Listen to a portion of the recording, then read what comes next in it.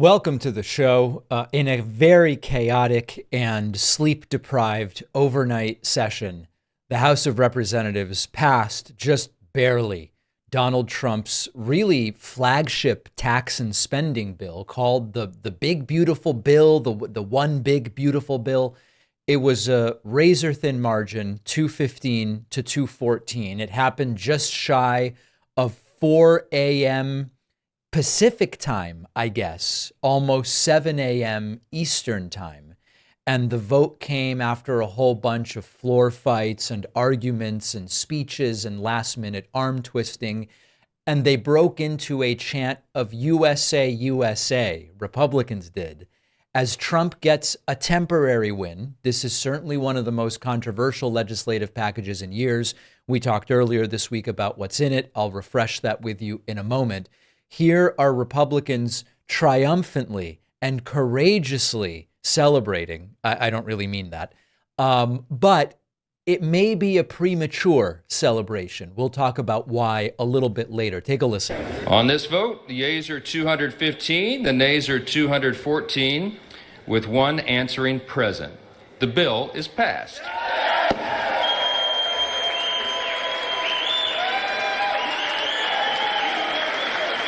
USA. Yeah. Okay. Anyway, so that went on. You understand, USA, etc. Cheering for a bill that will cut taxes for the rich, cut health care, all of the things that we talked about, because it's really way more than a tax bill. It's almost depraved to be cheering for this. It's a full-blown ideological manifesto of sorts. So as a reminder, here's what they pushed through in the House of Representatives while most of us were sleeping. I was awake, but most of us were sleeping. $4.5 trillion in tax cuts, mostly extending the 2017 cuts of Trump's first term. New tax exemptions on tips, overtime pay, and car loan interest. Standard deduction increase up to $32,000 for joint filers. Expanded child tax credit for older adults, and a deduction for older adults. And to pay for some of this, Republicans put in new work requirements for people on Medicaid. Adults without dependents must work or do community service for 80 hours a month to maintain those benefits.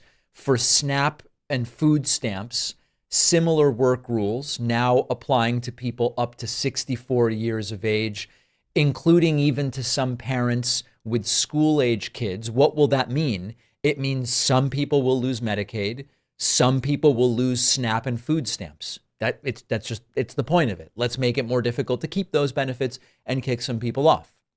Other provisions include, of course, rolling back green energy tax credits from Joe Biden's Inflation Reduction Act, which were fantastic. $150 billion for the Pentagon. This includes the money, at least theoretically, for Donald Trump's Golden Dome missile shield, which we spoke about yesterday. $12 billion for deportations and border enforcement with reimbursement for red states, and the creation of these MAGA accounts. It's not Make America Great Again. I forget what it is, but the acronym works out to be MAGA. It's a children's savings program branded with Trump's slogan, which actually isn't so hot, as I explained earlier this week. And then one of the bigger elements of this financially is the SALT cap increase from $10,000 to $40,000 for earners up to $500,000, which is really, you could argue as to whether it should be completely uncapped or not. And we've had this debate, but certainly it is something that will be extraordinarily expensive. The Congressional Budget Office has looked at the bill as passed by Republicans in the House. Now, remember that this has to make it through the Senate.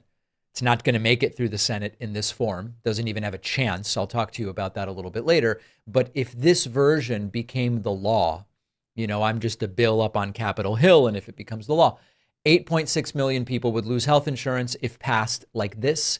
3 million fewer people would get food stamps monthly. And about $4 trillion would be added to the deficit over a decade, even after accounting for all of the spending cuts. So the big question, this is the big matzo ball hanging out there. Can this pass in the Senate in this form? It's unlikely, and we'll delve into that more deeply. But MAGA Mike Johnson and Trump really muscled this through in a very fragile coalition. They had to sort of cave to every faction, the Freedom Caucus hardliners, the New York moderates. And so it's like a Frankenstein bill cobbled together with a whole bunch of different contradictions. And so the fiscal hawks like Rand Paul in the Senate, I can't imagine he's going to go for it. The moderates like Susan Collins and Lisa Murkowski will be very concerned about some aspects of it, but they probably wouldn't vote for it in its current form. Your pro-business Republicans, people kind of in the Mitt Romney mold, I don't think they want to roll back the renewable energy incentives in states like Iowa and Texas because those are good for those red states. So with a 60-vote filibuster threshold in the Senate, it virtually ensures that this version of the bill is dead on arrival. But that doesn't mean it can't pass in some form, and it probably will pass in some form is my prediction. So the House Republicans know that what they passed this morning and cheered USA, USA, it's not going to survive the Senate in this form. That was never the point. The goal was, let's give Trump a win. Let's create something we can run on. We passed it in the House. Reelect me. I can't control the Senate, but we did our task.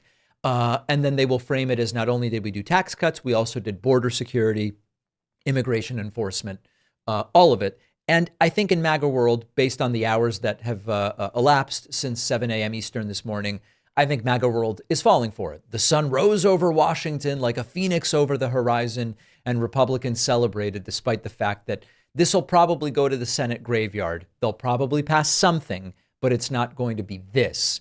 Now, what is the Democratic view on what Republicans in the House just did? That's where I want to go next. After researching, writing, refining, The Echo Machine, my book, is finally out. This is not just a book about how American politics got so broken. It's also about what's happening right now and what we can still do to stop things from getting worse. Trump's been back in power. The results have been even more catastrophic than many feared, with targeting of political opponents and gutting democratic institutions, laying the groundwork to even further consolidate power.